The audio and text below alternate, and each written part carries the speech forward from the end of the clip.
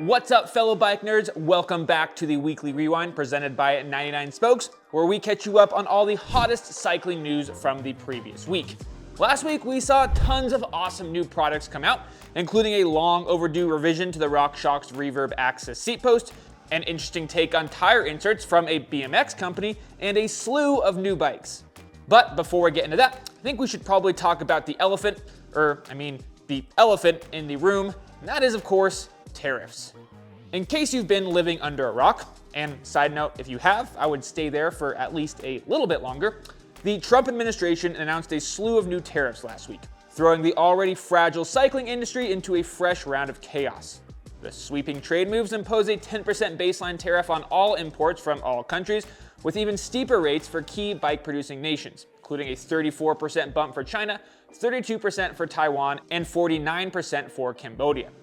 And that's a pretty major hit, especially seeing as those three countries account for nearly 90% of US bike imports. And these effects are being felt immediately. Steve Kazmarek, founder and CEO of Colorado-based Borealis Fat Bikes, called it a devastating blow and confirmed the company is pausing inventory purchasing for the 2025-2026 season. Tom Morgan, owner and CEO of California-based Ibis Cycles, had this to add.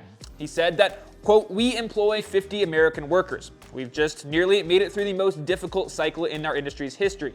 Now, this move could put a halt on the market recovery that everyone in the bike industry has been awaiting. This won't create jobs, it kills them. For many bike companies that were just barely hanging on, this will signal the end. There is no domestic manufacturing alternative. We do manufacture bikes in the US, but it doesn't scale to even our modest size." On that note, if you thought American-made bikes were going to be exempt from this drama, you'd sadly be wrong. The tariff covers materials as well, and quite a few American-made bikes use things like UK-made Reynolds tubing, and Great Britain was not excluded from the 10% blanket tariff. But there's one thing we haven't talked about just yet, and that's us, the consumer. And I'm afraid to say that we're not coming out of this any better than the rest of the industry. Obviously, the manufacturers are going to need to absorb some of this new increased cost associated with those tariffs, but a lot of it is going to be passed on to us as consumers. So, assuming these tariffs stay in place for the long term, you can expect to see prices go up on everything from new brake pads to jerseys to complete bikes. Now, of course, we are still in the early phase of all this trade policy talk, and heck, by the time you're watching this video, those tariffs could be abolished altogether. But as for right now, kind of looks like there's not going to be a winner coming out anywhere, at least in the cycling industry. Wow, that was a bit bleak, but thankfully, like I noted at the start of the video, we do have quite a few cool new products to talk about. So hopefully that will lift your mood just a little bit. The first of these is the all-new Polygon Collosus DHR, a race-ready downhill bike that lists for just $3,499. The bike has already proven itself as well, competing in world-class events like Red Bull Rampage and World Cup downhill races. I wouldn't blame you if you took a look at the new bike and thought that Polygon just threw a 203mm dual crown fork on their existing Collosus Enduro bike and called it a day. But you'd be wrong. The DHR has been designed from the ground up to deliver 200mm of rear-wheel travel via their 6-bar IFS system. Despite its low price, the frame includes all the features you'd expect on a modern downhill bike, including 157mm boost spacing, multiple flip chips for geometry and wheel size adjustment, and an oversized head tube for angle adjusting headset cups. In terms of geometry, the Collosus DHR is on the slacker side of the spectrum, even for a downhill bike, with a 62.5-degree head tube angle in the slack setting. Elsewhere, the bike is relatively compact, with a 475mm reach in the size large and 445mm chainstays across all four sizes. One thing it's not, however, is light, and the higher-end $5,000 build comes in at 39.9 pounds or 17.7 kilograms. If you want to get more information on the parts that come on each of the two available builds or more geometry info, you can get all of that on our website, 99spokes.com, and I'll leave a link to that in the description.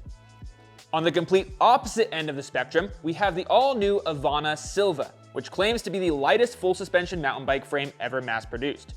The frame set, including all hardware and a Fox Flow SL factory shock, weighs just 1,764 grams or 3.89 pounds, and complete bikes come in as light as 22.4 pounds or 10.17 kilograms. To put that in perspective, that's lighter than a lot of cross-country hardtails on the market. In addition to its low weight, another thing that's garnering a lot of attention from industry folks is the suspension design on the Silva, which uses a slider mechanism fixed beneath the top tube to articulate the shock rather than a linkage. Avona says this makes for a lighter, more compact package while also improving suspension kinematics, essentially mimicking the leverage curve of a large rocker link. Speaking of suspension, the bike can run anywhere from 105 to 115 millimeters of rear wheel travel, depending on the shock stroke length, and is designed to pair with a 120 or 130 millimeter fork. Geometry and sizing options are a bit sparse. As of now, the Silva is available in only 2 sizes, medium and large, both of which feature a 65-degree head tube angle and relatively long reaches for a cross-country or down-country bike. The frame set lists for €3,499 and complete builds start at €5,499. If this sounds up your alley, then you can order from a limited amount of quantity currently available on Avona's website. They expect to have more inventory up later this summer. Unsurprisingly, we also saw quite a few new e-bikes launch last week. And the first that we're going to cover here in this week's episode is the fully redesigned Norco Sight VLT. The new bike is nearly 20% lighter than its predecessor, while also increasing battery range. For reference, a size large bike with the standard 800 watt-hour battery comes in at under 50 pounds. The new 5th gen Bosch Performance Line CX motor featured on the bike definitely helps with this, but Norco has also made some pretty significant changes to the overall frame design. It still features 150 millimeters of rear wheel travel via Norco's VPS high pivot layout, but now has a vertical shock orientation and, thank goodness, no more brace in the front triangle. One thing that hasn't changed very much is the bike's geometry. Still a mandatory mixed wheel setup, gets a 64-degree head tube angle, and sees size-specific measurements pretty much across the entire frame, the latter of which is something that Norco has been known to do for years and do quite well. You can get the Sight VLT in one of 3 models with prices starting at $6,699. Our next e-bike comes from Ari, who just dropped the 2nd generation of their flagship e-enduro bike, the Timp Peak. The new bike features the same 5th gen Bosch drive unit we saw on the Norco, and your choice of either a 600 or 800 watt-hour battery.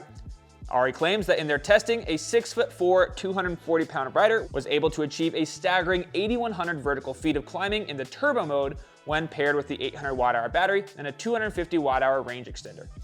Another commonality that we see between the Timp Peak and the Norco Sight VLT we talked about a second ago is the reorientation of the shock from a horizontal mount to a vertical mount. Ari claims that this positioning allows them to achieve their desired suspension kinematics while still leaving room for a full-size water bottle or range extender in the front triangle.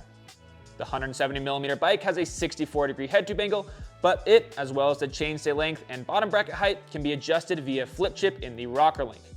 These geometry adjustments also allow for either a 29 or 27.5 inch rear wheel. And best yet, you can select which wheel size you want on any frame size when you purchase the bike. Prices start at $6,699 for complete bikes, and many folks will be happy to hear that Ari is also offering a frame set only option for $5,199. I've got a link to check it out for yourself in the description. But we can't let mountain bikers have all the fun, and thankfully we did see one fresh notable update come out in the gravel world, and that's the Kona Libre. The new bike features a lighter frame, refined geometry, and a whole bunch of smart updates aimed at gravel riders who want both speed and versatility. One of the biggest updates is the addition of SRAM's UDH. It's also made the switch to a 27.2mm seat post for added compliance, and Kona's moved to fully guided internal cable routing for easier maintenance and decreased noise. Geometry has been tweaked across the board as well, with a longer reach, steeper seat tube, and shorter chainstays across all 6 sizes. Interestingly, Kona has also stripped away some of the bike's mounting points, including rear rack mounts, a 3-pack on the fork legs, and a second bottle mount in the front triangle. This, as well as the aforementioned geometry changes and lighter frame weight, pushed the bike more towards the gravel race side of the spectrum and a bit further away from the more casual adventuring side. That said, it still has clearance for 45mm tires, even with a full rear fender, thanks to the removable seat stay brace. As always, there's a link in the description if you want to learn more. We've got one last bike to talk about this week, and to be honest, it's the one that puts the biggest smile on my face. And that's because Starling is throwing it back in a big way with the Dive, a long travel steel frame mountain bike built around 26-inch wheels. And no, it's not a youth bike or a collection of old frames Joe found in his basement. The Dive features all the modern geometry, suspension kinematics, and standards you'd find on Starling's wagon-wheeled bikes. The frame is handmade in the UK from Reynolds 853 steel up front and heat-treated chromoly in the rear, delivering 160 millimeters of travel through a tried-and-true single-pivot design. Because long-traveled 26-inch forks are basically non-existent these days, the bike is designed around a 27.5-inch fork and a 26-inch front wheel, which puts the head tube angle at 64 degrees. It also gets a UDH in the back, boost through axle spacing, and an adjustable shock mount that lets you reduce travel to 135 millimeters should you opt for a shorter travel 26-inch option.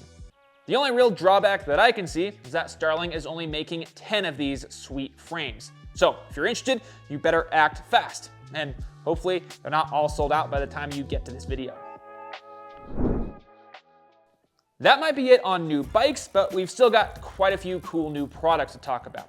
To be honest, some of these are probably more exciting than the aforementioned bikes, not the least of which being the fully and finally redesigned RockShox Reverb AXS.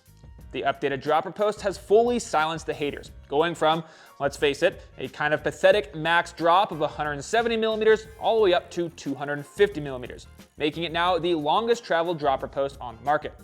SRAM has also taken a note from the new Fox Transfer Neo post and moved all the electronic bits from the top of the post down into the collar, minimizing rear wheel interference and allowing you to get the most out of the increased post length. The internals have been fully redesigned as well, ditching hydraulics for a fully air-actuated system. Best yet, prices have gone down too, though this is by no means a budget option. The post itself lists for $549. If you don't already have a remote to go with it, that'll be an additional $150. That said, that's still $160 cheaper than a Fox Transfer Neo post and lever. So if you're dead set on a cable-free cockpit or want a dropper post that can easily be moved from bike to bike, then the new Reverb AXS should be a serious contender.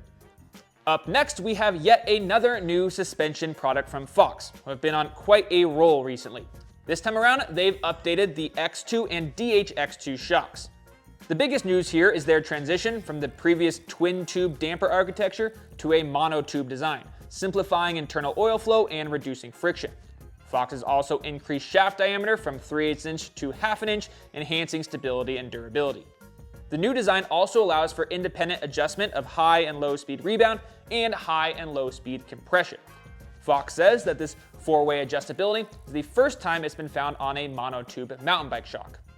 Externally, the biggest update is the new transverse reservoir layout, which should help improve clearance for water bottles and range extenders on frames with more compact front triangles. You can see more about specific sizing and mounting options via the link in the description. Switching over to the road side of things now, Pirelli has announced a new tire, the P0 Race RS, a tire that Pirelli claims combines professional level performance with the simplicity of an inner tube. It's also lighter than many other tubeless systems on the market. When paired with Pirelli's 38-gram TPU inner tube, the total weight is approximately 268 grams per tire, which is about 60 grams lighter than comparable tubeless options. The P0 Race RS utilizes Pirelli's Smart Evo 2 rubber compound and 120 TPI casing, giving it durability and rolling resistance that's on par with Pirelli's tubeless tires. It also incorporates an anti-puncture belt beneath the tread for enhanced flat protection. So if you're looking for pro-level performance and weight savings without the hassle of a tubeless setup, then the new Pirelli P0 Race RS could be the one for you. Our last product we're talking about this week comes from a brand that we don't talk about very much on the Weekly Rewind, but nevertheless will always hold a spot in my heart, and that is Odyssey BMX. This is the new Odyssey OPTIS pneumatic tire insert, and for those of you who are listening in via the podcast, this might be a good one to lay your eyes on when you get a chance, because really, it's unlike anything else we've ever seen. Unlike traditional foam inserts, OPTIS is a dual-chamber pneumatic system that essentially gives your tire two independently tunable pressure zones: lower pressure in the outer tire chamber for maximum grip and compliance, and higher pressure in the inner chamber to support the tire structure and protect the rim. This ability to fine-tune the impact that your insert has on the rest of the tire is something that you can't get out of a static foam insert. Another big perk is how easy this guy is to install. Unlike traditional foam inserts that can be a headache to wrestle into place, OPTIS goes in like a standard inner tube. Once inflated, it actually helps push the tire beads outward, actually making tubeless setup easier in most cases. Perhaps best of all, OPTIS delivers all of this with very minimal weight. One insert weighs 90 grams.